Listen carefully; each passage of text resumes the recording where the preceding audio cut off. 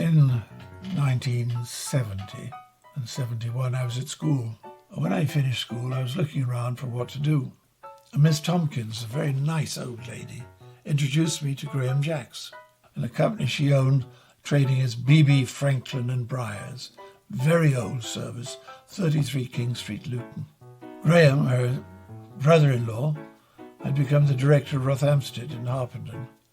But since 1945, he'd spent his entire inheritance and any money he could get, over £2 million, researching the potential conversion of grass to milk by machine to replace the cow. His favourite expression, the cow was between 18 and 20% efficient in producing milk from grass. My machine could be 80% efficient and do away with the need for cows. I loved this. It sounded just what I was looking for. After numerous meetings and discussions, it was agreed that I would set up a marketing company.